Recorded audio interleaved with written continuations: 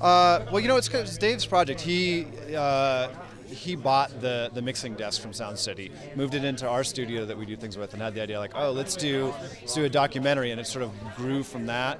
And when it came time to put it out and do the screenings and everything, he's like, why don't we have a bunch of people from the movie go and play the songs? And that's kind of how we got recruited as the backup band.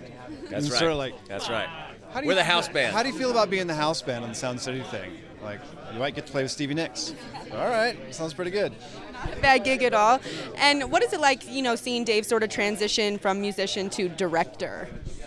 Well, he didn't, the parts that we were involved in, like, he wasn't doing a lot of directing, you know what I mean? Because it was just, we were just, like, working on songs. Hey, Pat Smear.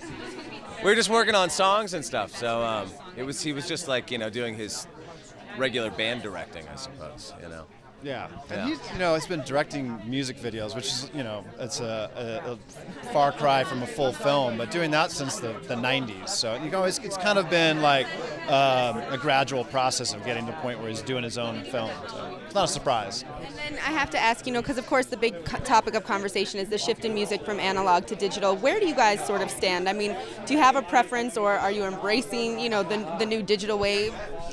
I mean, personally, I just...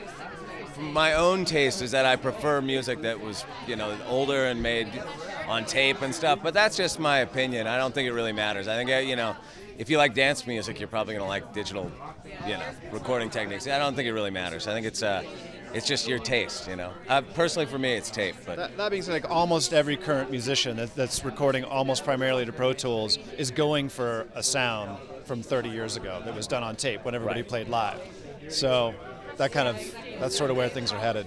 Do you think that, newer artists are kind of missing out because they're not getting to record using, tape and analog? Me personally, I kind of differ from Dave on that. I think he sees it as a thing where it's like, this is the way music should be made, like this is a better way to make music.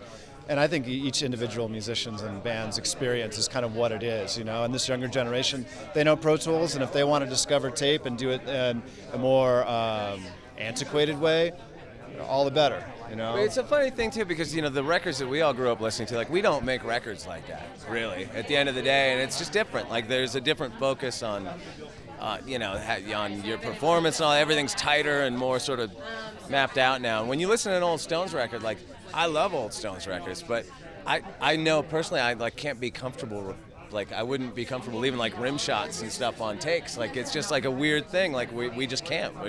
We're conditioned not to, you know what I mean? As much as I can appreciate it, People are conditioned not to hear it. Yes, exactly. Like, what is that, a demo? Yeah, you fucked up there. You can't release that. Yeah.